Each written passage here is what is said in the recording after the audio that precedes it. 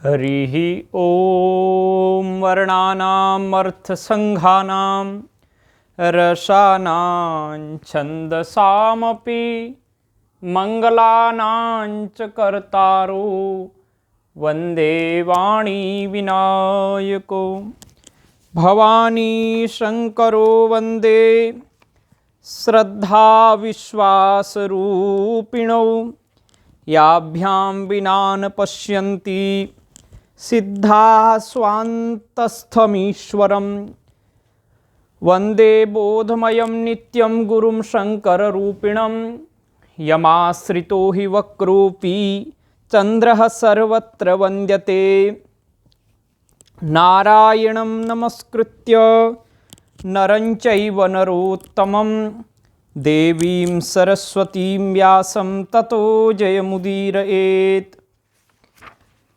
भवाब्धिमग्नं दीनं मां समुद्धर भवार्णवात् कर्मग्राहगृहीताङ्गं दासोऽहं तव शङ्कर। यस्य वेदमयी वाणी यस्य देवमयी तनु यस्य ब्रह्ममयी दृष्टिः स गुरुः पातु मां सदा। आद्यन्तमङ्गलमजातसमानभावम् आर्यं तमीशमजरामरमात्मदेवं पञ्चाननं प्रबलपञ्चविनोदशीलं सम्भावये मनसि शङ्करमम्बिकेशं। नमो गोभ्यः श्रीमतीभ्यः सौरभेभ्य एव च नमो ब्रह्मसुताभ्यश्च पवित्राभ्यो नमो नमः। नमामि गंगे तव पादपङ्कजं सुरासुरैर्वन्दितदिव्यरूपं मुक्तिं च भुक्तिं च ददासि नित्यं भावानुसारेण सदा नराणां। हर हर शंकर, हर हर महादेव। सभी मित्रों का हार्दिक मंगलमय स्वागत करते हैं अपने यूट्यूब चैनल में। और इस श्री शिव महापुराण की कथा गंगा में अवगाहन करने के लिए आपको सादर आमंत्रण। अत्यंत अद्भुत कथा, रोचक कथा, भगवान देवाधिदेव महादेव की कृपा का अद्भुत वर्णन श्री शिव महापुराण में किया गया है। श्री शिव महापुराण कथा का महात्म्य हमने आपको सुनाया, तत्पश्चात विद्येश्वर संहिता का वर्णन हमने आपको सुनाया। उसके पश्चात हम रुद्र संहिता देख रहे हैं। रुद्र संहिता में भी हमने सृष्टि खंड आपको श्रवण कराया। अब इसमें 5 खंड हैं, आपको मालूम होगा, हमने पीछे भी बताया है।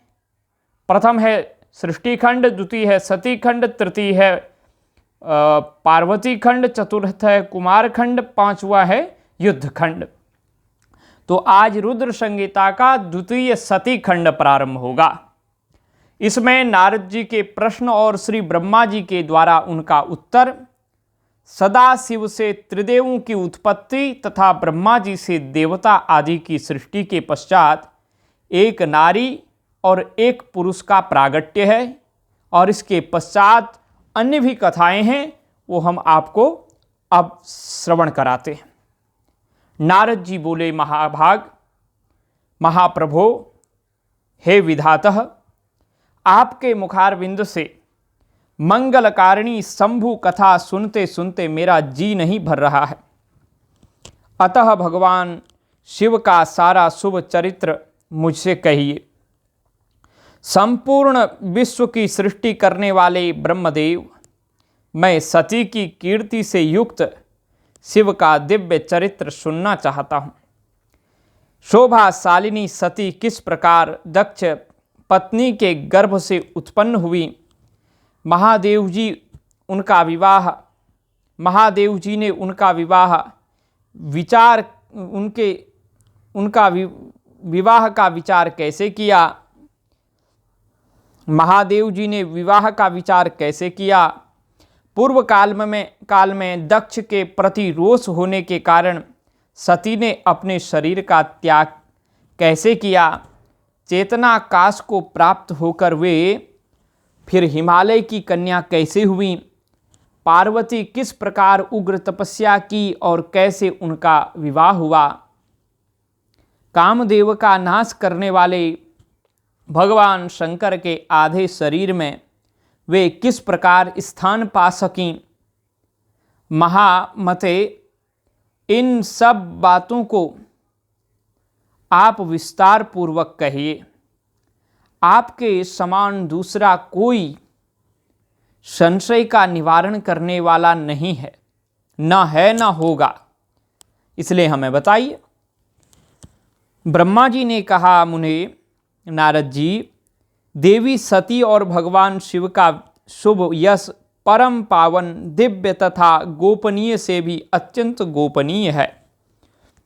तुम वह सब मुझसे सुनो। पूर्व काल में भगवान शिव निर्गुण, निर्विकल्प, निराकार, शक्ति रहित, चिन्मय तथा सत और असत से विलक्षण स्वरूप में प्रतिष्ठित थे। फिर वे ही प्रभु सगुण और शक्तिमान होकर विशिष्ट रूप धारण करके स्थित हुए। उनके साथ भगवती उमा विराजमान थीं। विप्रवर वे भगवान शिव दिव्य आकृति से सुशोभित हो रहे थे। उनके मन में कोई विकार नहीं था। वे अपने परात्पर स्वरूप में प्रतिष्ठित थे। मुनि श्रेष्ठ, उनके बाएं अंग से भगवान विष्णु, दाएं अंग से मैं ब्रह्मा और मध्य अंग अर्थात हृदय से रुद्रदेव प्रकट हुए। मैं ब्रह्मा सृष्टि करता हुआ, भगवान विष्णु जगत का पालन करने लगे और स्वयं रुद्र ने संहार का कार्य संभाला। इस प्रकार भगवान सदाशिव स्वयं ही 3 रूप धारण करके स्थित हुए। उन्हीं की आराधना करके मुझ लोक पितामह ब्रह्मा ने देवता, असुर और मनुष्य आदि संपूर्ण जीवों की सृष्टि की। दक्ष आदि प्रजापतियों और देव शिरोमणियों की सृष्टि करके मैं बहुत प्रसन्न हुआ तथा अपने को सबसे अधिक ऊंचा मानने लगा। मुने, जब मरीचि, अत्रि, पुलह, पुलस्त्य, अंगिरा, क्रतु, वशिष्ठ, नारद, दक्ष और भृगु इन महान प्रभावशाली मानस पुत्रों को मैंने उत्पन्न किया, तब मेरे हृदय से अत्यंत मनोहर रूप वाली एक सुंदरी नारी उत्पन्न हुई, जिसका नाम संध्या था। वह दिन में क्षीण हो जाती, परंतु सायंकाल में उसका रूप सौंदर्य खिल उठता था। वह मूर्तमती सायं संध्या ही थी और निरंतर किसी मंत्र का जप करती रहती थी। सुंदर भौहों वाली वह नारी सौंदर्य की चरम सीमा थी, चरम सीमा को पहुंची हुई थी और मुनियों के भी मन को मोह लेती थी। इसी तरह मेरे मन से एक मनोहर पुरुष भी प्रकट हुआ, जो अत्यंत अद्भुत था। उसके शरीर का मध्य भाग कटिप प्रदेश पहला था। दोनों की पंक्तियां बड़ी सुंदर थीं। उसके अंगों से मतवाले हाथी की सी गंध प्रकट होती थी। नेत्र प्रफुल्लित कमल के समान शोभा पाते थे। अंगों में केसर लगा था, जिसकी सुगंध नासिका को तृप्त कर रही थी। उस पुरुष को देखकर दक्ष आदि मेरे सभी पुत्र अत्यंत उत्सुक हो उठे। उनके मन में विस्मय भरा गया था। जगत की सृष्टि करने वाले मुझ जगदीश्वर ब्रह्मा की ओर देखकर उस पुरुष ने विनय से गर्दन झुका दी और मुझे प्रणाम करके कहा। वह पुरुष बोला, ब्राह्मण, मैं कौन सा कार्य करूँगा? मेरे योग्य जो काम हो उसमें मुझे लगाइए, क्योंकि विधातः आज आप ही सबसे अधिक माननीय और योग्य पुरुष हैं। यह लोक आपसे ही शोभित हो रहा है। ब्रह्मा जी ने कहा, भद्र पुरुष, तुम अपने इसी स्वरूप से तथा फूल के बने हुए 5 बाणों से स्त्रियों और पुरुषों को मोहित करते हुए सृष्टि के सनातन कार्य को चलाओ। इस चराचर त्रिभुवन में ये देवता आदि कोई भी जीव तुम्हारा तिरस्कार करने में समर्थ नहीं होंगे। तुम छिपे रूप से प्राणियों के हृदय में प्रवेश करके सदा स्वयं उनके सुख का हेतु बनकर सृष्टि का सनातन कार्य चालू रखो। समस्त प्राणियों का जो मन है वह तुम्हारे पुष्पमय बाण का सदा अनायास ही अद्भुत लक्ष्य बन जाएगा और तुम निरंतर उन्हें मदमत्त किए रहोगे। यह मैंने तुम्हारा कर्म बताया है जो सृष्टि का प्रवर्तक होगा, और तुम्हारे ठीक ठीक नाम क्या होंगे इस बात को मेरे ये पुत्र बताएंगे। सुरश्रेष्ठ ऐसा कहकर अपने पुत्रों के मुख की ओर दृष्टिपात करके मैं क्षण भर के लिए अपने कमलमय आसन पर चुपचाप बैठ गया। हर हर शंकर जय जय शंकर, हर हर शंकर जय जय शंकर, नमामि शंकर हर हर शंकर। कामदेव के नामों का निर्देश, उसका रति के साथ विवाह तथा कुमारी संध्या का चरित्र, वशिष्ठ मुनि का चंद्रभाग पर्वत पर उसको तपस्या की विधि बताना। ब्रह्मा जी कहते हैं, मुने तदनंतर मेरे अभिप्राय को जानने वाले मरीचि आदि मेरे पुत्र सभी मुनियों ने उस पुरुष का उचित नाम रखा। दक्ष आदि प्रजापतियों ने उसका मुँह देखते ही परोक्ष के भी सारे वृत्तांत जानकर उसे रहने के लिए स्थान और पत्नी प्रदान की। मेरे पुत्र मरीचि आदि द्विजों ने उस पुरुष के नाम निश्चित करके उससे यह युक्ति युक्त बात कही। ऋषि बोले, तुम जन्म लेते ही हमारे मन को भी मथने लग गए हो, इसलिए लोक में मनमथ नाम से विख्यात होगे। मनोभव तीनों लोकों में तुम इच्छानुसार रूप धारण करने वाले हो। तुम्हारे समान सुंदर दूसरा कोई नहीं है, अतः कामरूप होने के कारण तुम काम नाम से भी विख्यात हो। लोगों को मदमत्त बना देने के कारण तुम्हारा एक नाम मदन होगा। तुम बड़े दर्प से उत्पन्न हुए हो, इसलिए दर्पक कहलाओगे, और दर्पक होने के कारण ही जगत में कंदर्प नाम से भी तुम्हारी ख्याति होगी। समस्त देवताओं का सम्मिलित बल पराक्रम भी तुम्हारे समान नहीं होगा, अतः सभी स्थानों पर तुम्हारा अधिकार होगा और तुम सर्वव्यापी होगे। जो आदि प्रजापति हैं वे ही ये पुरुषों में श्रेष्ठ दक्ष तुम्हारी इच्छा के अनुरूप पत्नी स्वयं देंगे। वह तुम्हारी कामनी तुमसे अनुराग रखने वाली होगी। ब्रह्मा जी ने कहा, मुने तदनंतर मैं वहाँ से अदृश्य हो गया। इसके बाद दक्ष मेरी बात का स्मरण करके कंदर्प से बोले, कामदेव, मेरे शरीर से उत्पन्न हुई मेरी यह कन्या सुंदर रूप और उत्तम गुणों से सुशोभित है। इसे तुम अपनी पत्नी बनाने के लिए ग्रहण करो। यह गुणों की दृष्टि से सर्वथा तुम्हारे योग्य है। महातेजस्वी मनोभव, यह सदा तुम्हारे साथ रहने वाली और तुम्हारी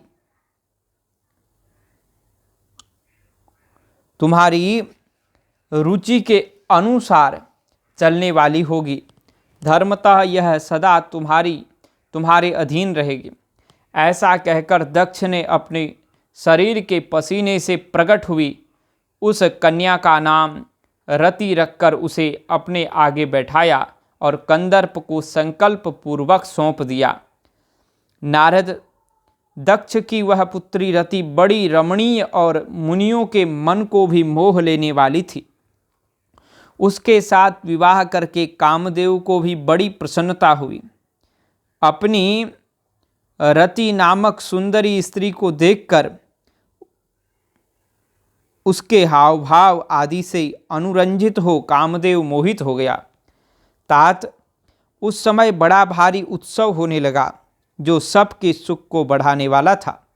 प्रजापति दक्ष इस बात को सोचकर बड़े प्रसन्न थे कि मेरी पुत्री इस विवाह से सुखी है।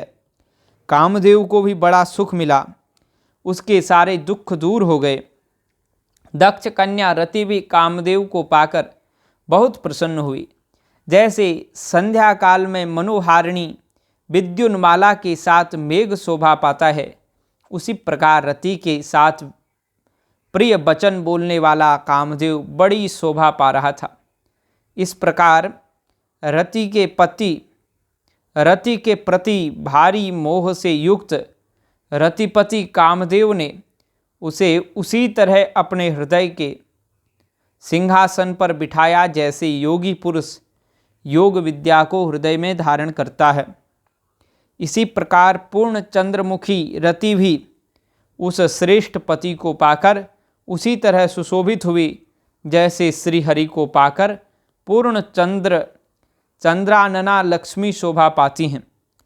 सूत जी कहते हैं, ब्रह्मा जी का यह कथन सुनकर मुनिश्रेष्ठ नारद मन ही मन बड़े प्रसन्न हुए और भगवान शंकर का स्मरण करके हर्षपूर्वक बोले, महाभाग विष्णु शिष्य महामते विधातः, आपने चंद्रमौली शिव की यह अद्भुत लीला कही।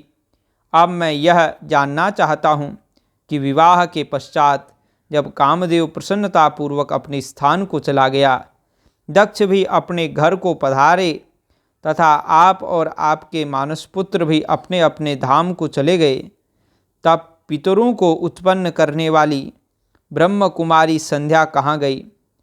उसने क्या किया और किस पुरुष के साथ उसका विवाह हुआ?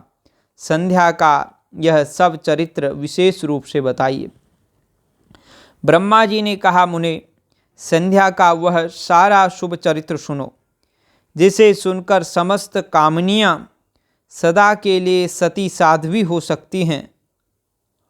वह संध्या जो पहले मेरी मानस पुत्री थी, तपस्या करके शरीर को त्याग कर मुनि श्रेष्ठ मेधातिथि की बुद्धिमती पुत्री होकर अरुंधति के नाम से विख्यात हुई। उत्तम व्रत का पालन करके उस देवी ने ब्रह्मा विष्णु और महेश्वर के कहने से श्रेष्ठ व्रतधारी महात्मा वशिष्ठ को अपना पति चुना।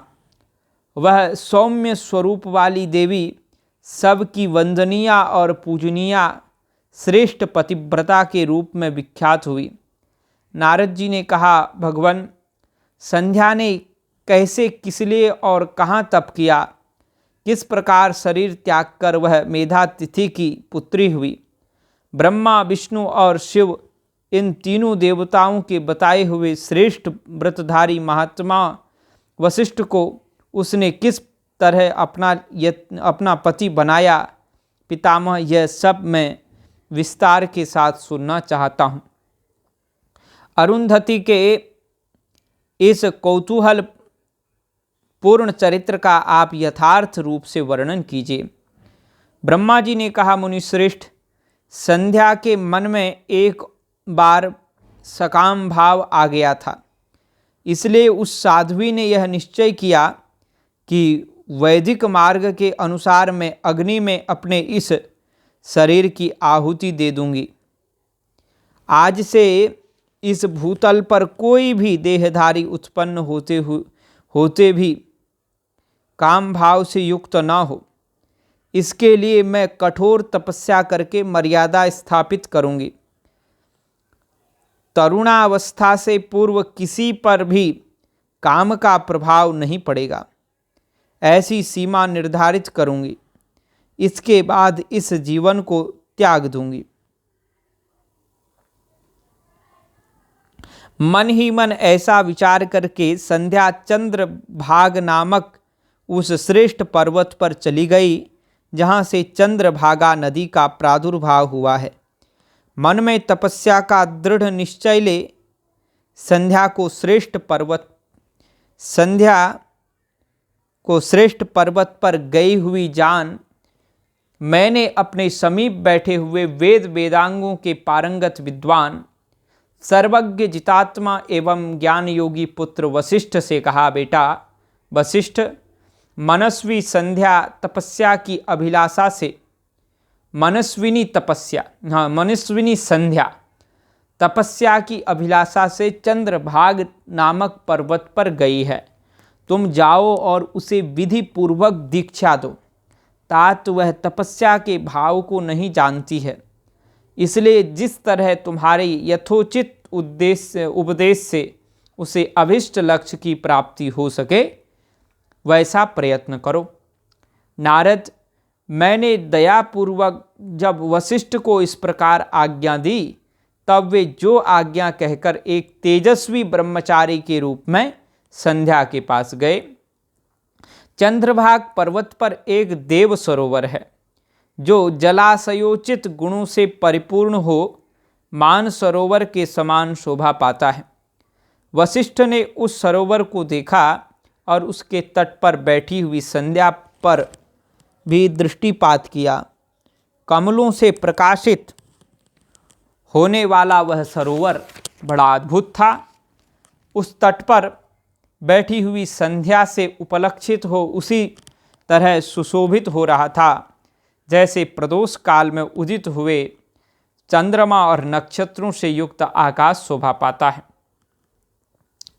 सुंदर भाव वाली संध्या को वहाँ बैठी देख मुनि ने कौतूहल पूर्वक उस बृहल्लोहित नाम वाले सरोवर को अच्छी तरह देखा।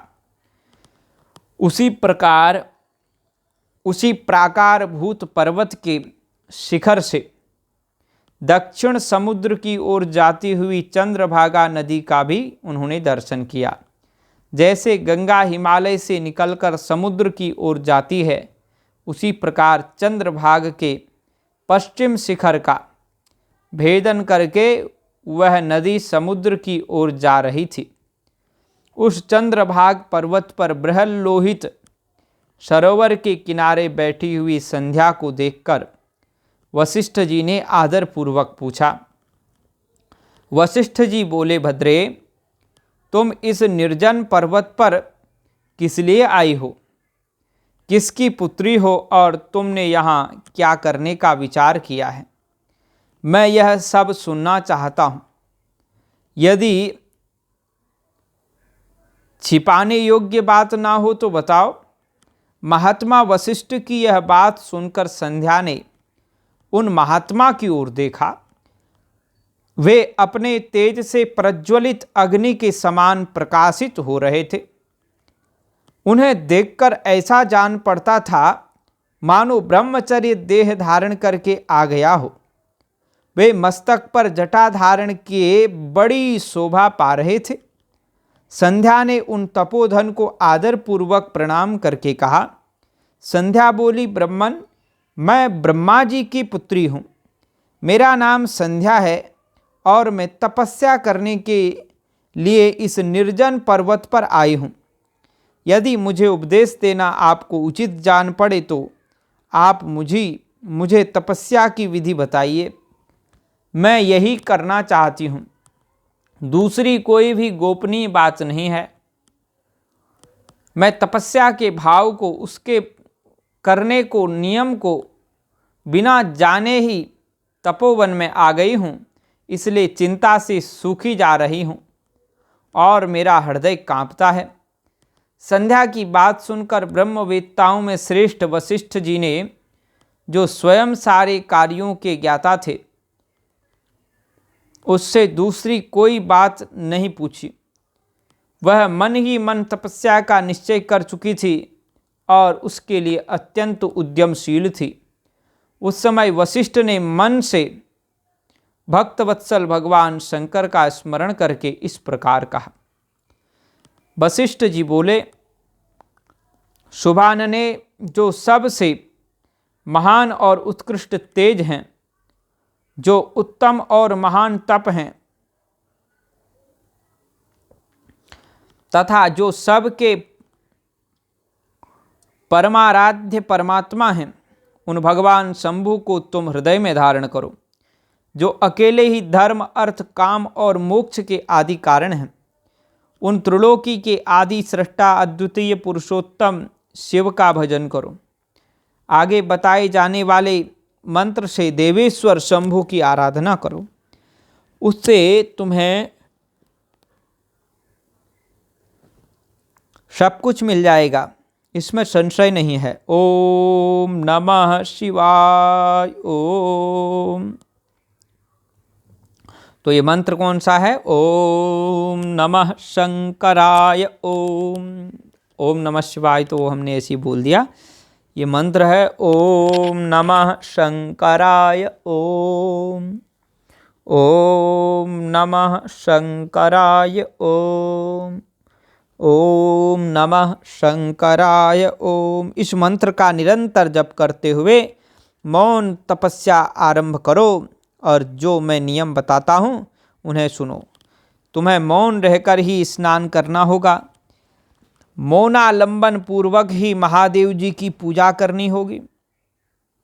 2 बार, प्रथम 2 बार छठे समय में तुम केवल जल का पूर्ण आहार कर सकती हो। जब तीसरी बार छठा समय आवे तब केवल उपवास किया करो। इस तरह तपस्या की समाप्ति तक छठे काल में जलाशय एवं उपवास की क्रिया होती रहेगी। देवी, इस प्रकार की जाने वाली मौन तपस्या ब्रह्मचर्य का फल देने वाली तथा संपूर्ण अभीष्ट मनोरथों को पूर्ण करने वाली होती है। यह तप है, यह सत्य है, यह सत्य है, इसमें संशय नहीं है। अपने चित्त में ऐसा शुभ उद्देश्य लेकर इच्छानुसार शंकर जी का चिंतन करो। वे प्रसन्न होने पर तुम्हें अवश्य ही अभिष्ट फल प्रदान करेंगे। इस तरह संध्या को तपस्या करने की विधि का उपदेश दे मुनिवर वशिष्ठ यथोचित रूप से उससे विदा ले वहीं अंतर्धान हो गए। हर हर महादेव शंभो काशी विश्वनाथ गंगे। हर हर महादेव शंभो काशी विश्वनाथ गंगे। काशी विश्वनाथ गंगे, काशी अमरनाथ गंगे। हर हर महादेव शंभो काशी विश्वनाथ गंगे। काशी विश्वनाथ गंगे शंभो। संध्या की तपस्या, उसके द्वारा भगवान शिव की स्तुति तथा उससे संतुष्ट हुए शिव का उसे अभिष्ट वर दे मेधा तिथि के यज्ञ में भेजना। ब्रह्मा जी कहते हैं, मेरे पुत्रों में श्रेष्ठ महाप्राज्ञ नारद तपस्या के नियम का उपदेश दे जब श्री वशिष्ठ जी अपने घर चले गए तब तप के उस विधान को समझकर संध्या मन ही मन बहुत प्रसन्न हुए। फिर तो वह सानंद मन से तपस्विनी के योग्य वेश बनाकर बृहल्लोहित सरोवर के तट पर ही तपस्या करने लगे। वशिष्ठ जी ने तपस्या के लिए जिस मंत्र को साधन बताया था उसी से उत्तम भक्ति भाव के साथ वह उस शंकर की आराधना करने लगी। उसने भगवान शिव में अपने चित्त को लगा दिया और एकाग्र मन से वह बड़ी भारी तपस्या करने लगे। उस तपस्या में लगे हुए उसके 4 युग व्यतीत हो गए। तब भगवान शिव उसकी तपस्या से संतुष्ट हो बड़े प्रसन्न हुए तथा बाहर भीतर और आकाश में अपने स्वरूप का दर्शन कराकर उस रूप का वह चिंतन करती थी, जिस रूप का वह चिंतन करती थी उसी रूप से उसकी आँखों के सामने प्रकट हो गए। उसने मन से जिनका चिंतन किया था उन्हीं प्रभु शंकर को अपने सामने खड़ा देख वह अत्यंत आनंद में निमग्न हो गए। भगवान का मुखारविंद बड़ा प्रसन्न दिखाई देता था। उनके स्वरूप से शांति बरस रही थी। वह सहसा भयभीत हो सोचने लगी कि मैं भगवान हर से क्या कहूँ, किस तरह इनकी स्तुति करूँ। इसी चिंता में पड़कर उसने अपने दोनों नेत्र बंद कर लिए। नेत्र बंद कर लेने पर भगवान शिव ने उसके हृदय में प्रवेश करके उसे दिव्य ज्ञान दिया, दिव्य वाणी और दिव्य दृष्टि प्रदान की। जब उसे दिव्य ज्ञान, दिव्य दृष्टि तथा दिव्य वाणी प्राप्त हो गई, तब वह कठिनाई से ज्ञात होने वाले जगदीश्वर शिव को प्रत्यक्ष देखकर उनकी स्तुति करने लगी। संध्या बोली, जो निराकार और परम ज्ञानमय हैं, जो न तो स्थूल हैं, न सूक्ष्म हैं, न उच्च ही हैं, तथा जिनके स्वरूप का योगी जन अपने हृदय के भीतर चिंतन करते रहते हैं, उन्हीं लोक सृष्टा आप भगवान शिव को नमस्कार है। जिन्हें सर्व कहते हैं, जो शांत स्वरूप हैं, निर्मल, निर्विकार और ज्ञानगम्य हैं, जो अपने ही प्रकाश में स्थित हो प्रकाशित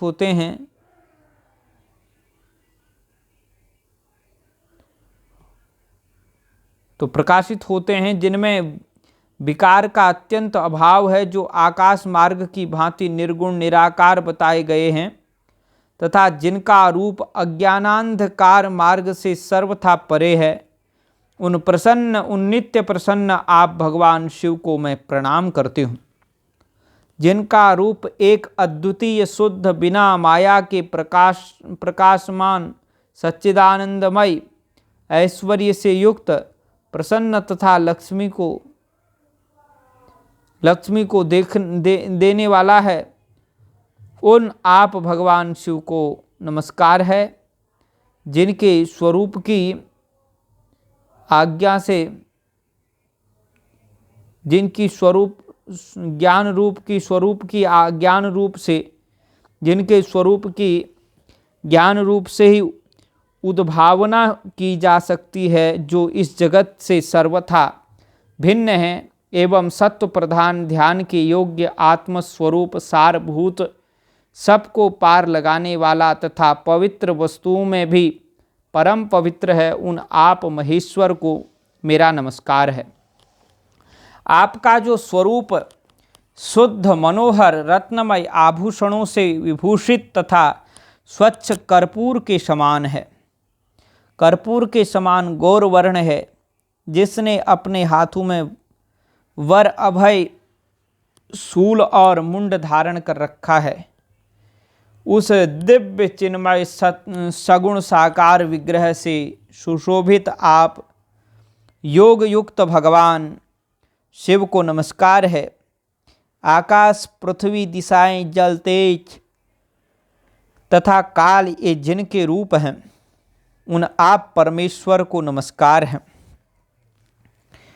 संध्योवाच निराकारं ज्ञानगम्यं परम यन्नैव स्थूलं नापि सूक्ष्मं न चोच्चरेत् अंतरश्चिन्त्यं योगिभिस्तस्य रूपं तस्मै तुभ्यं लोककर्त्रे नमोस्तु।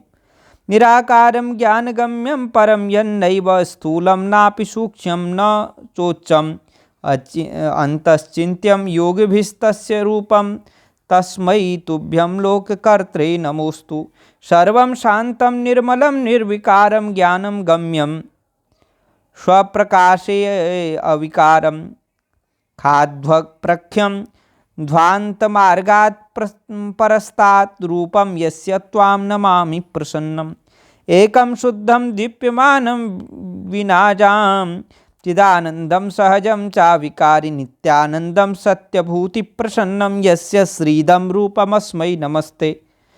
विद्योत्कारोद्भावनीयं प्रभिन्नं सत्त्वच्छन्नं ध्येयमात्मस्वरूपं सारं सारं पावनानां पवित्रं तस्मै रूपं यस्य चैवं नमस्ते। यत्त्वाकारं शुद्धरूपं मनोज्ञं रत्नाकल्पं स्वच्छकर्पूरगौरम् इष्टाभीतिशूलमुण्डे दधानं हस्तैर्नमो योगयुक्ताय तुभ्यं। गगनं भूर्दिशश्चैव सलिलं ज्योतिरेव च पुनः कालस्य रूपाणि यस्य तुभ्यं नमोस्तुते। प्रधानपुरुषो यस्य कायत्वेन विनिर्गतो तस्मादव्यक्तरूपाय शङ्कराय नमो नमः। यो ब्रह्मा कुरुते सृष्टिं यो विष्णुः कुरुते स्थितिं संहरिष्यति यो रुद्रस्तस्मै तुभ्यं नमो नमः। नमो नमः कारणकारणाय दिव्यामृतज्ञानविभूतिकाय समस्तलोकान्तरभूतिदाय प्रकाशरूपाय परात्पराय यस्यापरं नो जगदुच्यते पदात् क्षितिर्दिशः सूर्य इन्दुमनुजः। यस्यापरं नो जगदुच्यते परात् क्षितिर्दिशः सूर्य इंदुर्मनुजः। बहिर्मुखानाभितश्चान्तरिक्षं तस्मै तुभ्यं संभवे मे नमोस्तु। त्वं परः परमात्मा च त्वं विद्या विविधाहरः सद्ब्रह्म च परं ब्रह्म।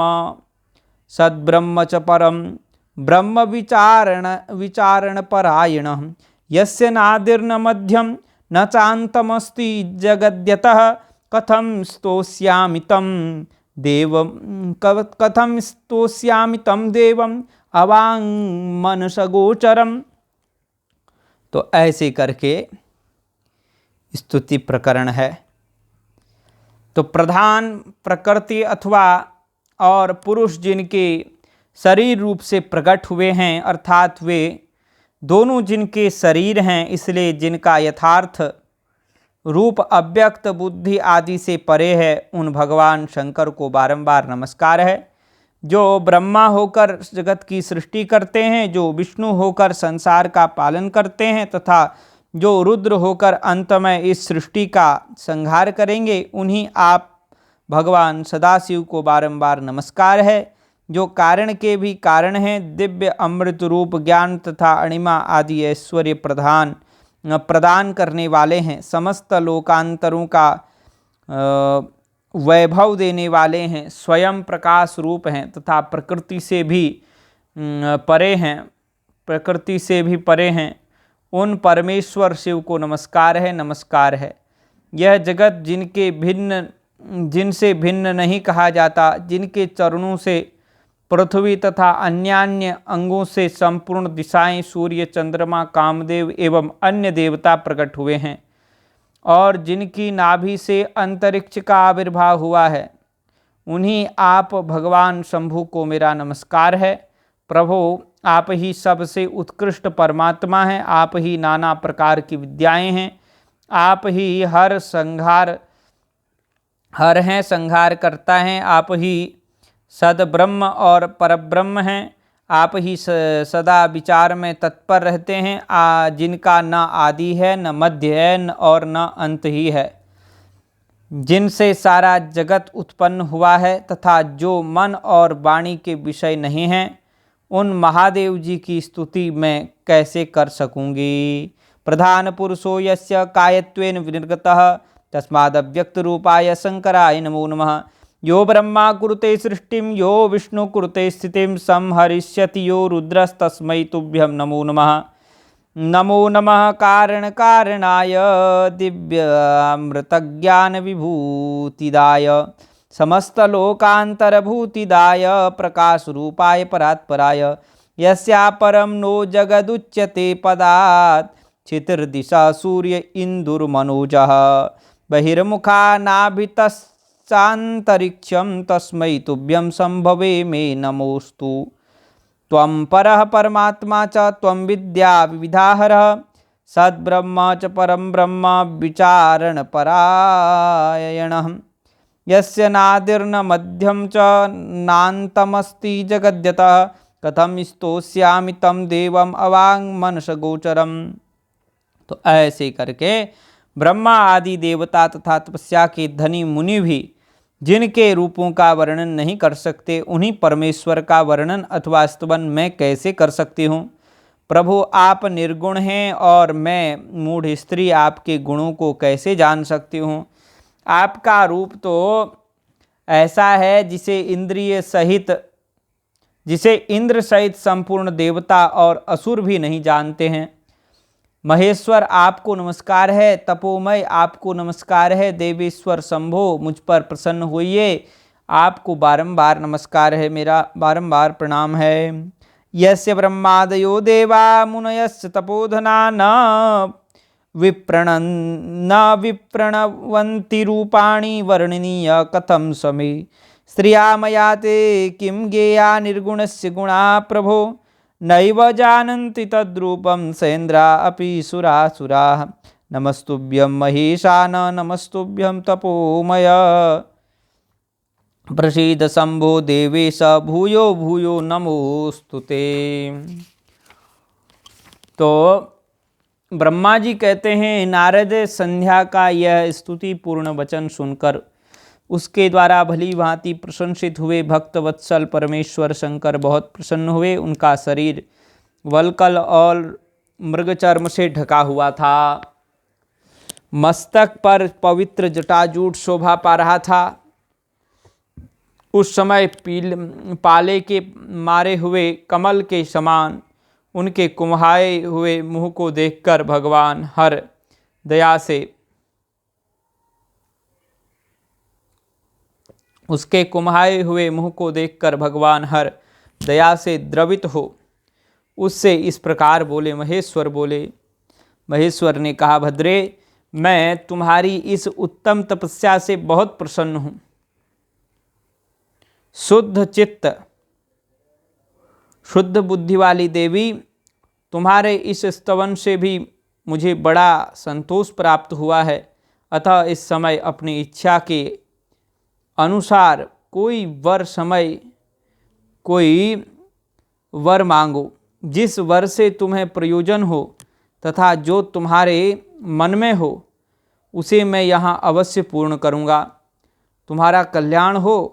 मैं तुम्हारे व्रत नियम से बहुत प्रसन्न हूँ। प्रसन्न चित्त महेश्वर का यह वचन सुनकर अत्यंत हर्ष से भरी हुई संध्या उन्हें बारंबार प्रणाम करके बोली, महेश्वर यदि आप मुझे प्रसन्नतापूर्वक वर देना चाहते हैं, यदि मैं वर पाने के योग्य हूँ, यदि पाप से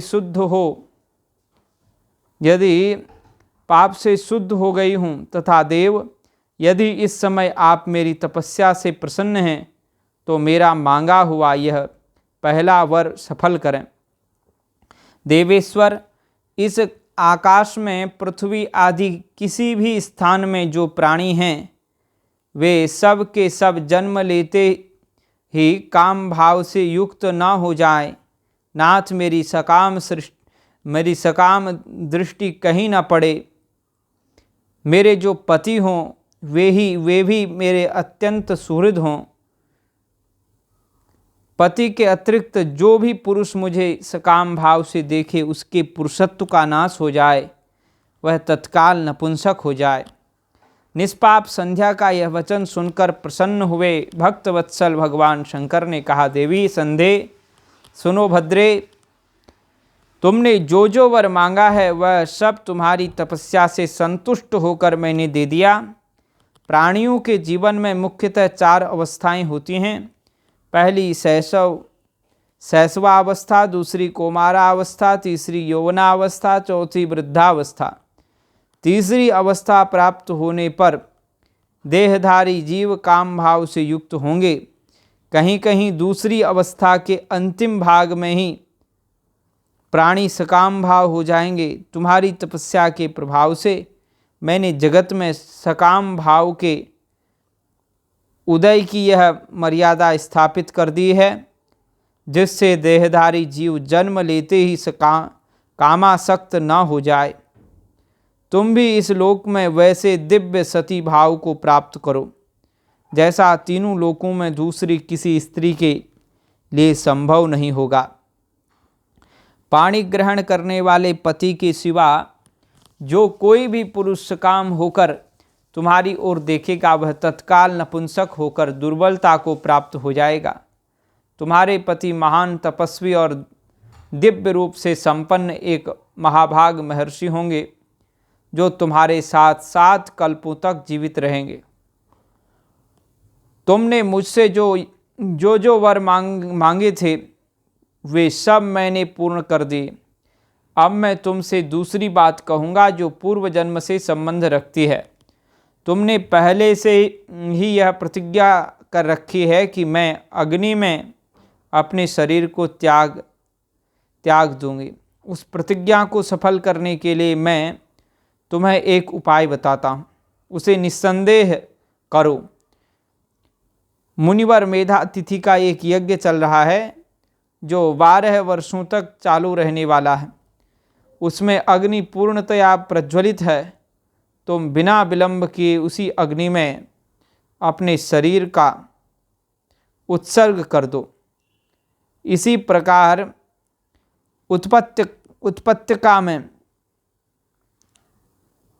उपत्यका में चंद्रभागा नदी के तट पर तापसाश्रम में मुनिवर मेधातिथि महायज्ञ का अनुष्ठान करते हैं।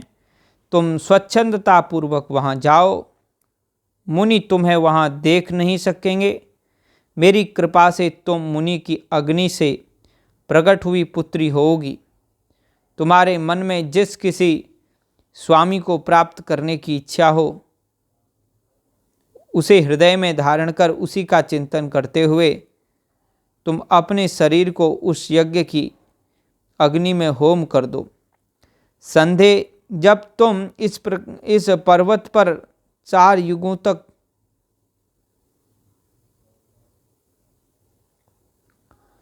तो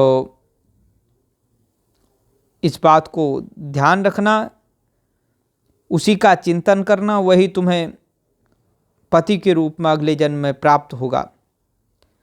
अपने शरीर को उस मुनि का चिंतन करते हुए अग्नि में होम दो।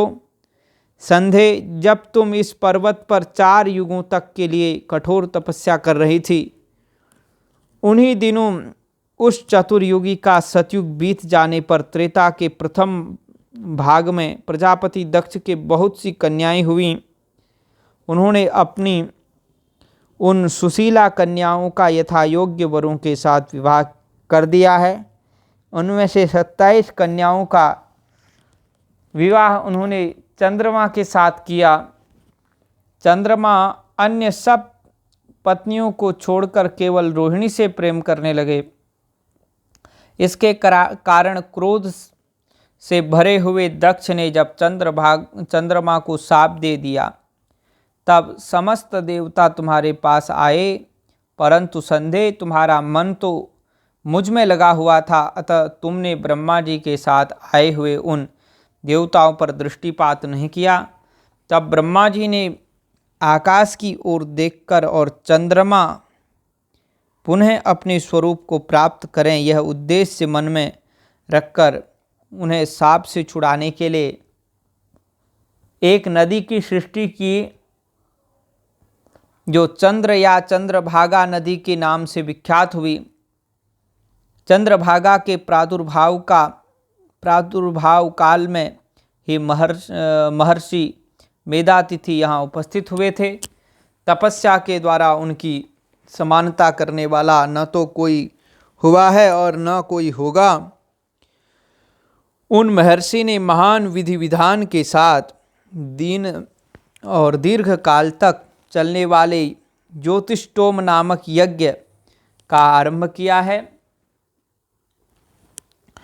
और उसमें अग्निदेव पूर्ण रूप से प्रज्वलित हो रहे हैं। उसी आग में तुम अपने शरीर को डाल दो और परम पवित्र हो जाओ।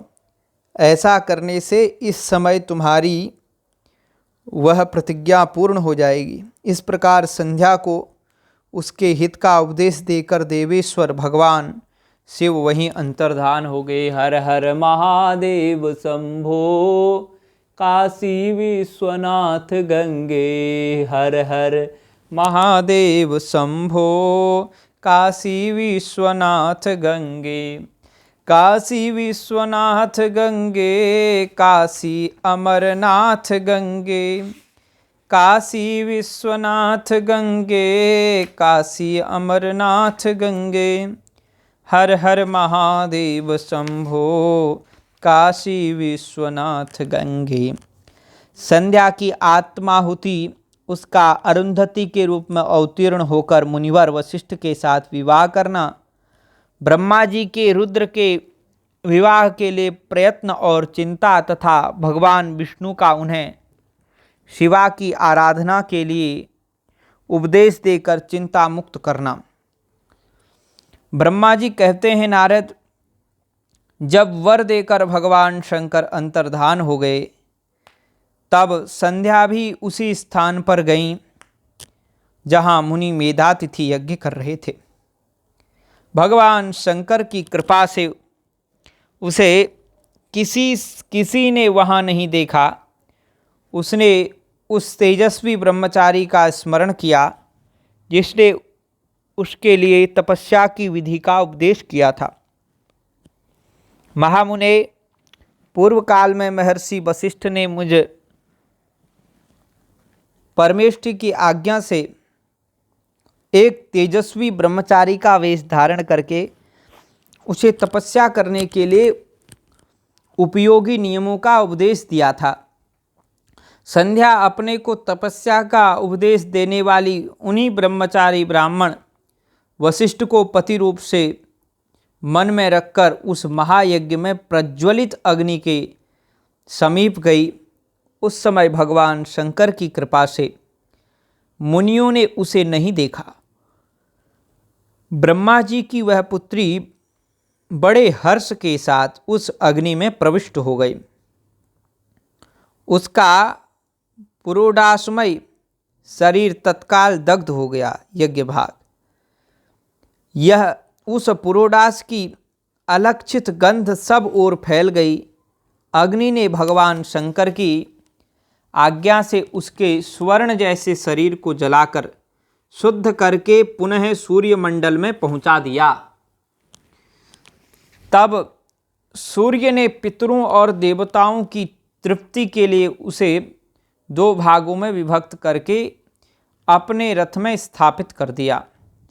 मुनीश्वर, उसके शरीर का उसकी ऊपरी भाग प्रातः संध्या हुआ, जो दिन और रात के बीच में पड़ने वाली आदि संध्या है, तथा उसके शरीर का शेष भाग सायं संध्या हुआ, जो दिन और रात के मध्य में होने वाली अंतिम संध्या है।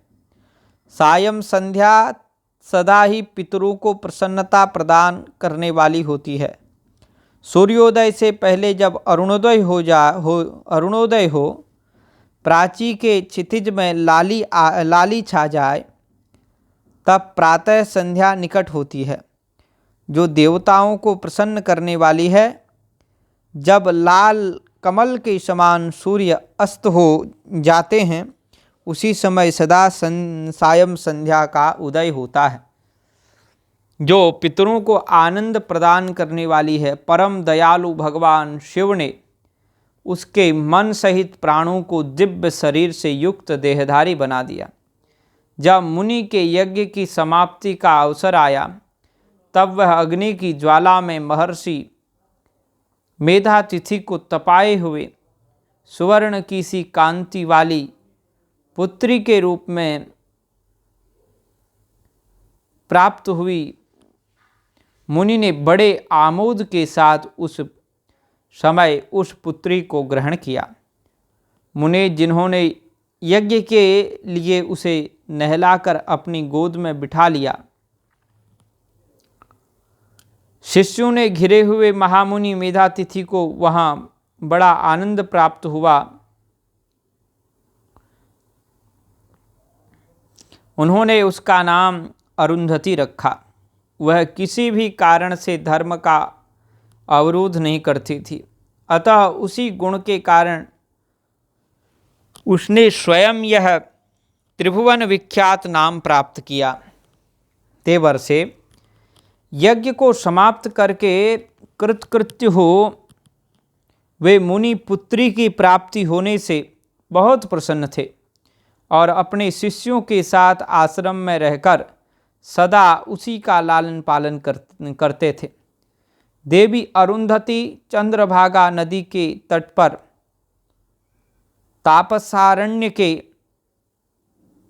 तापसारण्य के भीतर मुनिवर मेधातिथि के उस आश्रम में धीरे धीरे बड़ी होने लगी। जब वह विवाह के योग्य हो गई, तब मैंने, भगवान ब्रह्मा कहते हैं, मैंने, विष्णु तथा महेश्वर ने मिलकर मुझ ब्रह्मा के पुत्र वशिष्ठ के साथ उसका विवाह करा दिया। ब्रह्मा, विष्णु तथा महेश के हाथों से निकले हुए जल से क्षिप्रा आदि 7 परम पवित्र नदियां उत्पन्न हुई। मुने, मेधातिथि की पुत्री महासाध्वी अरुंधति समस्त पतिव्रताओं में श्रेष्ठ थी। वह महर्षि वशिष्ठ को पति रूप में पाकर उनके साथ बड़ी शोभा पाने लगी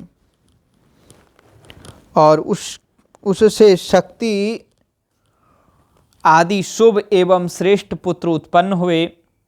मुनि श्रेष्ठ व प्रियतम पति वशिष्ठ को पाकर विशेष शोभा पाने लगी।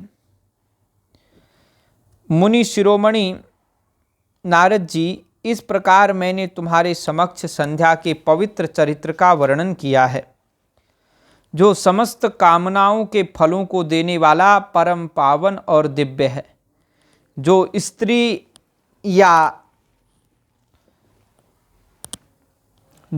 या शुभ व्रत का आचरण करने वाला पुरुष इस प्रसंग को सुनता है,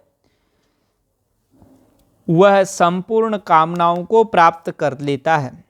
इसमें अन्यथा विचार करने की आवश्यकता नहीं है। प्रजापति ब्रह्मा जी की यह बात सुनकर नारद जी का मन प्रसन्न हो गया और वे इस प्रकार बोले। नारद जी ने कहा, ब्रह्मन, आपने अरुंधति की तथा पूर्व जन्म में उसकी स्वरूपभूता संध्या की बड़ी उत्तम दिव्य कथा सुनाई है, जो शिव भक्ति की वृद्धि करने वाली है।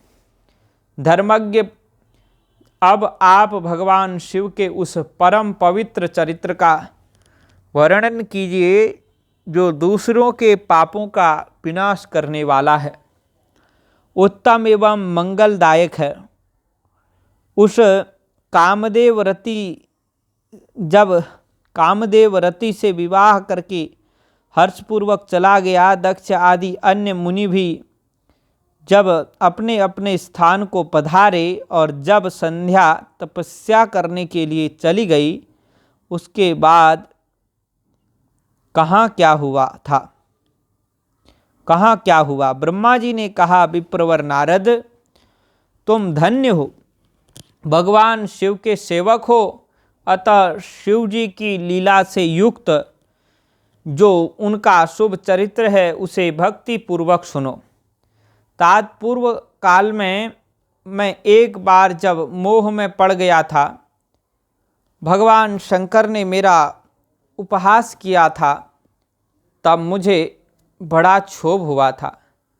वस्तुतः शिव की माया ने मुझे मोह लिया था, इसलिए मैं भगवान शिव के प्रति ईर्ष्या करने लगा। किस प्रकार सो बताता हूँ, सुनो।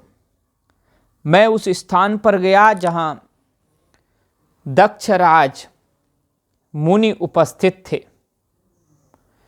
वहीं रति के साथ कामदेव भी था। नारद, उस समय मैंने बड़ी प्रसन्नता के साथ दक्ष तथा दूसरे पुत्रों को संबोधित करके वार्तालाप आरंभ किया। उस वार्तालाप के समय मैं शिव की माया से पूर्णतया मोहित था। अतः मैंने कहा, पुत्रों, तुम्हें ऐसा प्रयत्न करना चाहिए जिससे कामदेव जी गलती हो गई।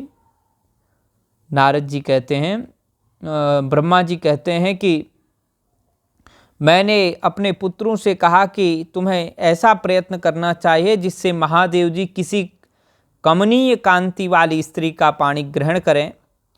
इसके बाद मैंने भगवान शिव को मोहित करने का भार रति सहित कामदेव को सौंपा।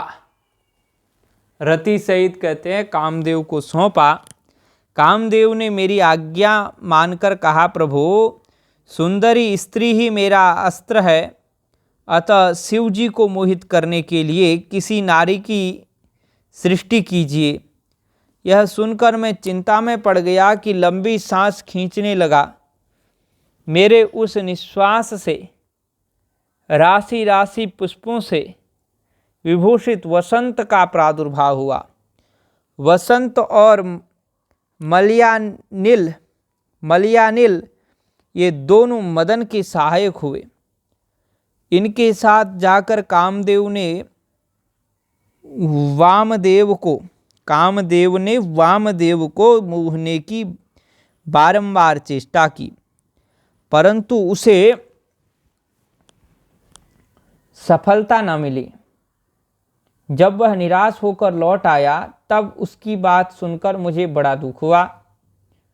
उस समय मेरे मुख से जो निश्वास वायु चली उससे मारगणों की उत्पत्ति हुई।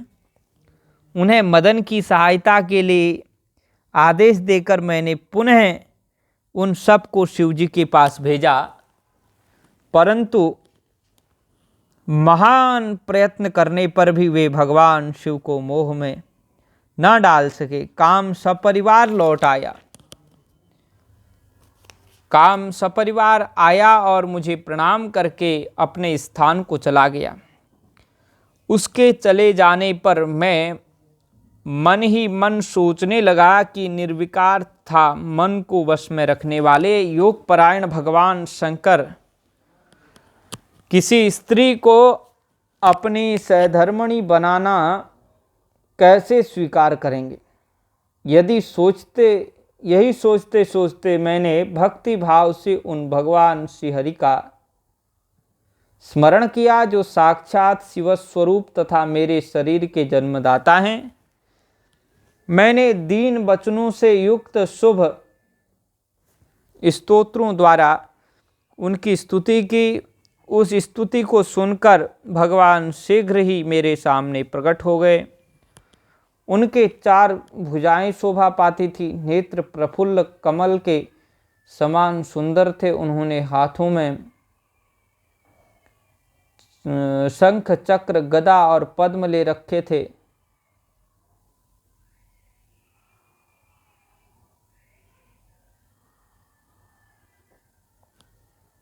तो यहाँ पर बड़ा सुंदर वर्णन करते हुए ब्रह्मा जी कहते हैं कि मैंने भगवान नारायण की स्तुति की। स्तुति को सुनकर भगवान शीघ्र ही मेरे सामने प्रकट हो गए। उनके 4 भुजाएं शोभा पाती थी, नेत्र प्रफुल्ल कमल की समान सुंदर थे। उन्होंने हाथों में शंख चक्र गदा और पद्म ले रखे थे। उनके श्याम शरीर पर पीतांबर की बड़ी शोभा हो रही थी। वे भगवान श्रीहरि भक्त प्रिय हैं, अपने भक्त उन्हें बहुत प्यारे हैं।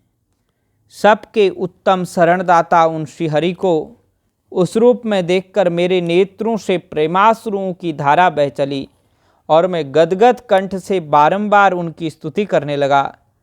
मेरे उस स्तोत्र को सुनकर अपने भक्तों के दुख दूर करने वाले भगवान विष्णु बहुत प्रसन्न हुए और शरण में आए हुए मुझ ब्रह्मा से बोले, महाप्राज्ञ विधातः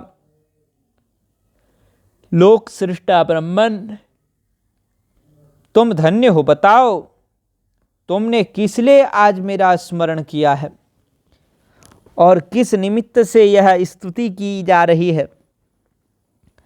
तुम पर कौन सा महान दुख आ पड़ा है,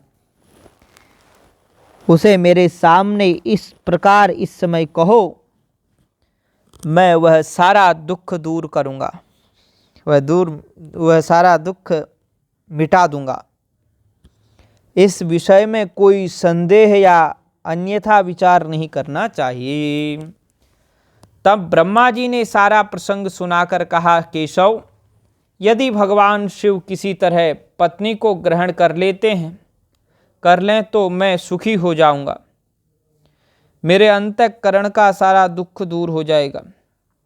इसी के लिए मैं आपकी शरण में आया हूँ। मेरी यह बात सुनकर भगवान मधुसूदन हंस पड़े और मुझ लोक सृष्टा ब्रह्मा का हर्ष बढ़ाते हुए मुझसे शीघ्र ही यूँ बोले, विधाता, तुम मेरा वचन सुनो, यह तुम्हारे भ्रम का निवारण करने वाला है।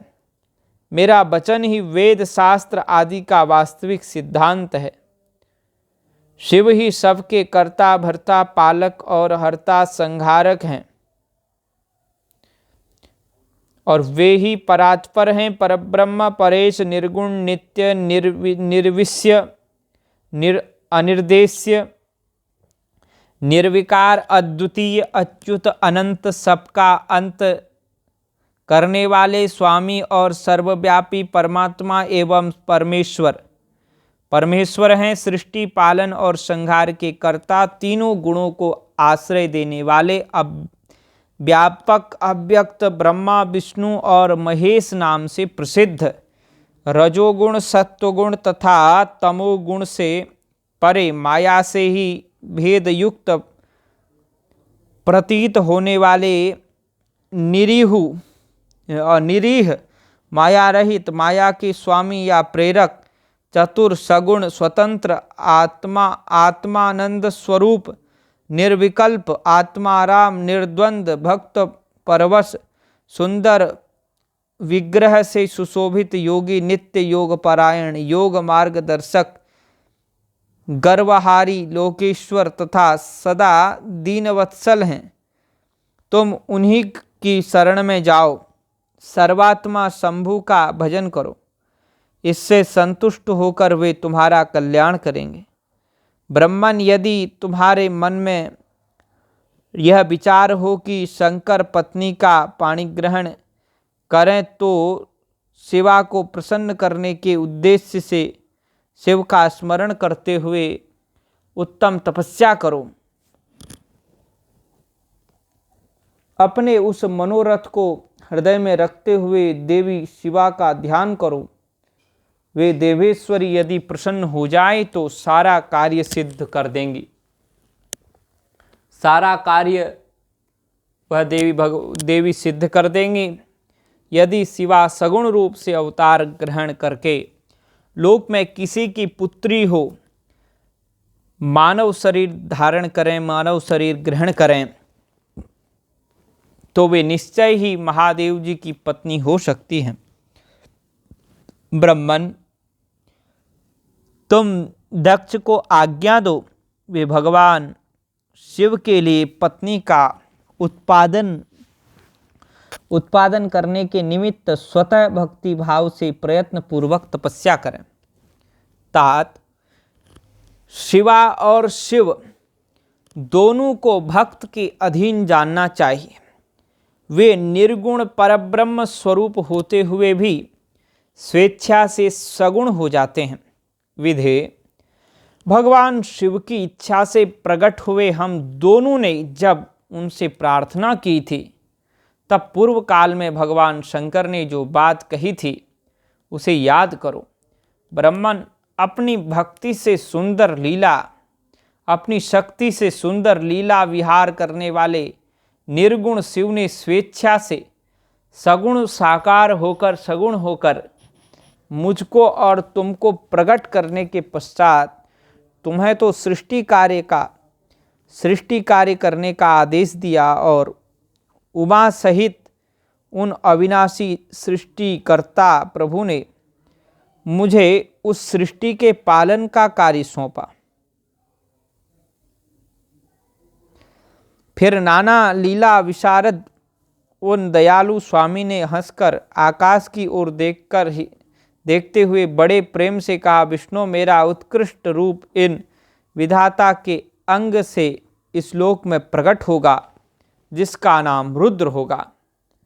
रुद्र का रूप ऐसा ही होगा जैसा मेरा है, वह मेरा पूर्ण रूप होगा। तुम दोनों को सदा उसकी पूजा करनी चाहिए। वह तुम दोनों के संपूर्ण मनोरथों की सिद्धि करने वाला होगा। वही जगत का प्रलय करने वाला होगा। वह समस्त गुणों का सृष्टा, दृष्टा, निर्विशेष एवं उत्तम योग का पालक होगा। यद्यपि तीनों देवता मेरे ही रूप हैं, तथापि विशेषतः रुद्र मेरा पूर्ण रूप होगा। पुत्रों, देवी उमा के भी 3 रूप होंगे। एक रूप का नाम लक्ष्मी होगा, जो इन श्रीहरि की पत्नी होंगी। दूसरा रूप ब्रह्मपत्नी सरस्वती हैं। तीसरा रूप सती के नाम से प्रसिद्ध होगा। सती उमा का पूर्ण रूप होंगी, वे ही भावी रुद्र की पत्नी होंगे।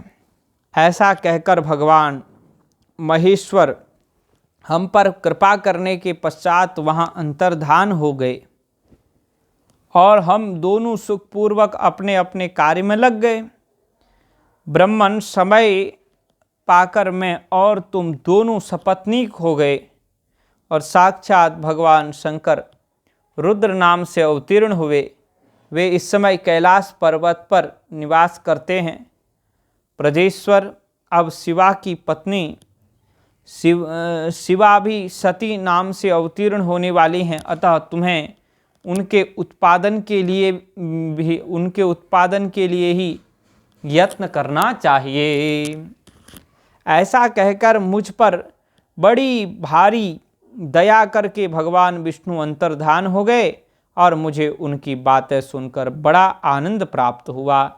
हर हर महादेव शंभो काशी विश्वनाथ गंगे। हर हर महादेव शंभो काशी विश्वनाथ गंगे। काशी विश्वनाथ गंगे, काशी अमरनाथ गंगे। काशी विश्वनाथ गंगे, काशी अमरनाथ गंगे। हर हर महादेव शंभो काशी विश्वनाथ गंगे। दक्ष की तपस्या और देवी शिवा का उन्हें वरदान देना। नारद जी ने पूछा, पूज्य पिताजी, दृढ़ता पूर्वक उत्तम व्रत का पालन करने वाले दक्ष ने तपस्या करके देवी से कौन सा वर प्राप्त किया तथा वे देवी किस प्रकार दक्ष की कन्या हुई, यह हमें बताइए। ब्रह्मा जी ने कहा, नारद तुम धन्य हो। इन सभी मुनियों के साथ भक्ति पूर्वक इस प्रसंग को सुनो। मेरी आज्ञा पाकर उत्तम बुद्धि वाले महाप्रजापति दक्ष ने क्षीर सागर के उत्तर तट पर स्थित हो देवी जगदम्बिका को पुत्री के रूप में प्राप्त करने की इच्छा तथा उनके प्रत्यक्ष दर्शन की कामना के लिए उन्हें हृदय मंदिर में विराजमान करके तपस्या प्रारंभ की। दक्ष ने मन को संयम में रखकर दृढ़ता पूर्वक कठोर व्रत का पालन करते हुए शौच संतोषादि नियमों से युक्त हो 3000 दिव्य वर्षों तक तपस्या किया। वे कभी जल पीकर रहते, कभी हवा पीते, कभी सर्वथा उपवास करते थे। भोजन के नाम पर कभी सूखे पत्ते चबा लेते थे। मुनि श्रेष्ठ नारद तदनंतर उन नियमादि से युक्त हो जगदम्बा की पूजा में लगे हुए दक्ष को देवी शिवा ने प्रत्यक्ष दर्शन दिया।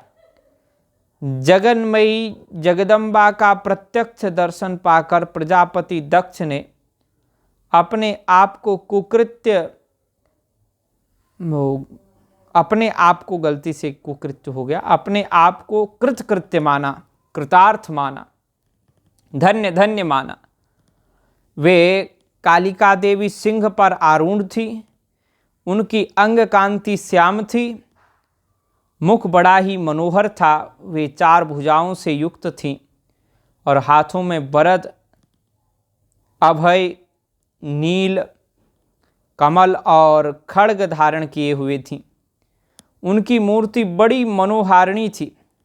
नेत्र कुछ लाल थे, खुले हुए केश बड़े सुंदर दिखाई देते थे। उत्तम प्रभा से प्रकाशित होने वाली उन जगदम्बा को भली भांति प्रणाम करके दक्ष ने दक्ष विचित्र वचनावलियों द्वारा उनकी स्तुति करने लगे। दक्ष ने कहा, जगदम्बा, हे जगदम्ब, महामाये, जगदीशे, महेश्वरी, आपको नमस्कार है। आपने कृपा करके मुझे अपने स्वरूप का दर्शन कराया है। भगवती आद्य, मुझ पर प्रसन्न होइए। शिव रूपिणी प्रसन्न होइए। भक्त वरदायिनी प्रसन्न होइए। जगन माये, आपको मेरा नमस्कार है। प्रसीद भगवत्याद्ये प्रसीद, शिवरूपिणी प्रसीद, भक्तवरदे जगन्माये नमोस्तुते। ब्रह्मा जी कहते हैं, मुनि, संयत चित्त वाले दक्ष के इस प्रकार स्तुति करने पर महेश्वरी शिवा ने स्वयं ही उनके अभिप्राय को जान लिया। तो फिर दक्ष से इस प्रकार कहा, दक्ष, तुम्हारी इस उत्तम भक्ति से मैं बहुत संतुष्ट हूँ। तुम अपना मनोवांछित वर मांगो, तुम्हारे लिए मुझे कुछ भी अदेय नहीं है। जगदम्बा की यह बात सुनकर प्रजापति दक्ष बहुत प्रसन्न हुए और उन शिवा को बारंबार प्रणाम करते हुए बोले। दक्ष ने कहा, जगदम्ब महामाये, जगदम्ब महामाये, प्रसीद परमेश्वरी। हे जगदम्ब, हे महामाये, यदि आप मुझे वर देने के लिए उद्यत हैं तो मेरी बात सुनिए और प्रसन्नता पूर्वक मेरी इच्छा पूर्ण कीजिए। मेरे स्वामी जो भगवान शिव हैं, वे रुद्र नाम धारण करके ब्रह्मा जी के पुत्र रूप से अवतीर्ण हुए हैं। वे परमात्मा शिव के पूर्णावतार हैं, परंतु आपका कोई अवतार नहीं हुआ है। फिर उनकी पत्नी कौन होगी? अतः शिवे आप भूतल पर अवतीर्ण होकर उन महेश्वर को अपने रूप लावण्य से मोहित कीजिए। देवी, आपके सिवा दूसरी कोई स्त्री रुद्रदेव को कभी मोहित नहीं कर सकती। इसलिए आप मेरी पुत्री होकर इस समय कामदेव की पत्नी होइए। वो फिर से हमारे से गलती, आज गलती तो बहुत हो रही है। तो ये कहते हैं कि आप हमारी पुत्री होकर के श्री काम मर्दन, काम का मर्दन करने वाले हैं, महादेव जी की पत्नी होइए। इस प्रकार सुंदर लीला करके आप हर मोहिनी, भगवान शिव को मोहित करने वाली बनिए, हर मोहिनी बनिए। गलती के लिए हम प्रार्थना तो बाद में करते ही हैं।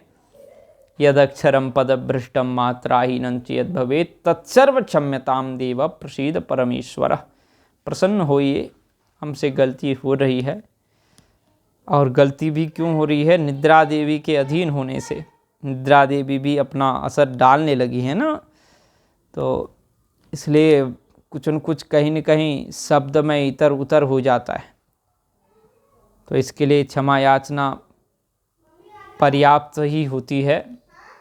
गलती तो अगर गलती रुलाती है तो राहें भी दिखाती है।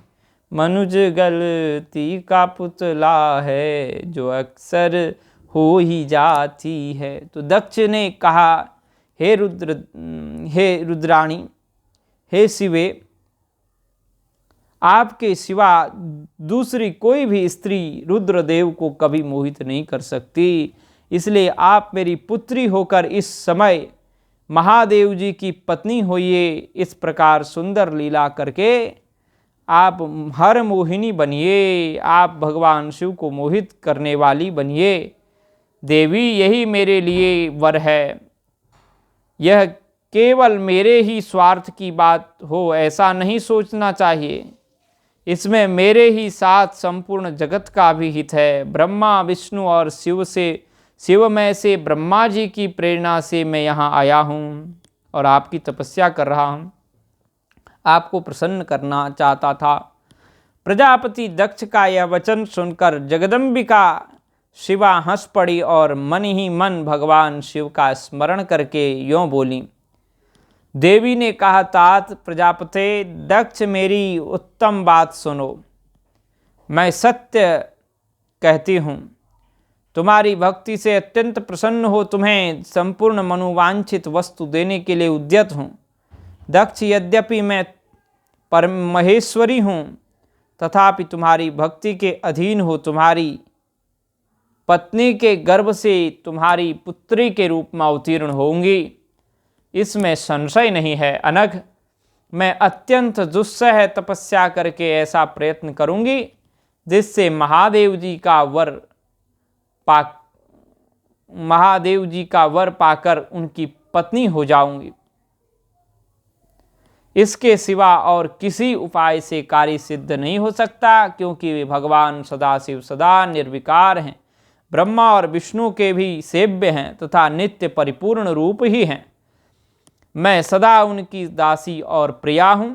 प्रत्येक जन्म में वे नाना रूपधारी शंभु ही मेरे स्वामी होते हैं। भगवान सदाशिव अपने दिए हुए वर के प्रभाव से ब्रह्मा जी की भ्रकुटी से रुद्र रूप में अवतीर्ण हुए हैं। मैं भी उनके वर से उनकी आज्ञा के अनुसार यहाँ उतार लूँगी। तात, अब तुम अपने घर को जाओ। इस कार्य में जो मेरी दूती अथवा सहायिका होगी उसे मैंने जान लिया है। अब शीघ्र ही मैं तुम्हारी पुत्री होकर महादेव जी की पत्नी बनूंगी। दक्ष से यह उत्तम वचन कहकर मन ही मन शिव की आज्ञा प्राप्त करके देवी शिवा ने शिव जी के चरणार बिंदुओं का चिंतन करते हुए फिर कहा। देवी शिवा ने शिव जी के युगल चरणार बिंदुओं का चिंतन करते हुए फिर कहा, प्रजापते, परंतु मेरा एक प्रण है जो तुम्हें सदा मन में रखना चाहिए। मैं उस प्रण को सुना देती हूँ, तुम उसे सत्य समझो, मिथ्या न मानो। यदि कभी मेरे प्रति तुम्हारा आदर घट जाएगा तब उसी समय मैं अपने शरीर को त्याग दूंगी, अपने स्वरूप में लीन हो जाऊंगी अथवा दूसरा शरीर धारण कर लूंगी। मेरा यह कथन सत्य है। प्रजापति दक्ष,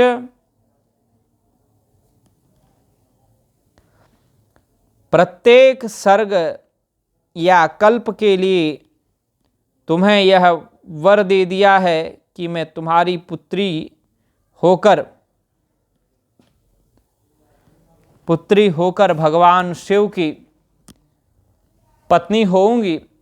मुख्य प्रजापति दक्ष से ऐसा कहकर महेश्वरी शिवा उनके देखते देखते वहीं अंतर्धान हो गई। दुर्गा जी के अंतर्धान होने पर दक्ष भी अपने आश्रम को लौट गए और यह सोचकर प्रसन्न रहने लगे कि देवी शिवा मेरी पुत्री होने वाली है। दुर्गा दुर्गति नाशिनी जय जय, दुर्गा दुर्गति नाशिनी जय जय, काल विनाशिनी काली जय जय, काल विनाशिनी काली जय जय, दुर्गा दुर्गति नाशिनी जय जय, दुर्गा दुर्गति नाशिनी जय जय, काल विनाशिनी काली जय जय, उमा रमा ब्रह्माणी जय जय, उमा रमा ब्रह्माणी जय जय, उमा रमा, श्री राधे जय जय, उमा रमा ब्रह्माणी जय जय, सरस्वती श्री राधे जय जय, सरस्वती श्री राधे जय जय, जय जय शंकर हर हर शंकर, जय जय शंकर हर हर शंकर नमामि शंकर हर हर शंकर। सभी मित्रों को बहुत बहुत साधुवाद, सभी को हर हर महादेव। तो आज की शिव महापुराण की कथा यहीं भगवान भोलेनाथ के चरणों में समर्पित करते हैं। आप लोगों से अनुरोध करते हैं कि वीडियो को लाइक कीजिएगा, चैनल को सब्सक्राइब कीजिएगा, कमेंट में हर हर महादेव जरूर लिखिएगा, अपने इष्ट मित्रों को जरूर शेयर कीजिएगा। यह श्री शिव महापुराण की कथा घर घर जावे, सब लोग श्रवण करें और सब लोगों का मंगल हो। इन्हीं सब शुभ मंगल कामनाओं को लेकर के यह कथा हो रही है। तो निश्चित रूप से आज हमने रुद्र संहिता के सती खंड के 12वें अध्याय तक की कथा कही है। अब सती जी की अभी कथा चलेगी और ये कथा 3, 4, 5, 6 दिन तक चलने वाली है। तो लंबी कथा है ये कम से कम हम 3 दिन तक तो चलाएंगे ही इसको। 2-3 भाग होंगे इसके, 2-3 दिन तक चलाएंगे। फिर 2-3 दिन तक ये समझ लो 2 या 3 दिन अभी हमारा यह कथा चलेगी सती खंड की। ये समझ लीजिए 2 दिन चलेगी, 2 दिन या 3 दिन, 3 दिन चल सकती है ये कथा, 3 दिन चल सकती है। तो 3 दिन लग जाए उसमें क्या दिक्कत है। ऐसे करके धीरे धीरे चलती रहेगी और हम आपको सुनाते रहेंगे। आप भी धैर्यतापूर्वक सुनते रहें। हर हर महादेव, जय माँ गंगे, हर हर गंगे, नमामि गंगे, जय जय शंकर।